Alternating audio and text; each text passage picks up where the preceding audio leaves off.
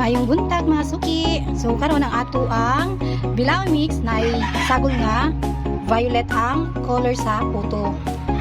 So kani siya, nalahi siya kay request sa customer na gusto niya ang iyahang puto color violet o color white. So mo na siya ang itsura. Baliduan ni Bilao mix ang iyang order mga suki.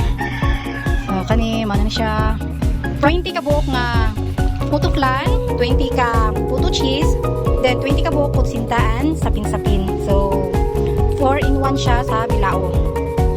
Ano siya? Ugmapot niya ang iyang ikaduhang order. Same lang gyapon siya, no? Pero nalahi lang is na siya pichi-pichi. 30 ka buok and then 20 ka buok gyapon nga puto cheese, then ang sapin-sapin is 20.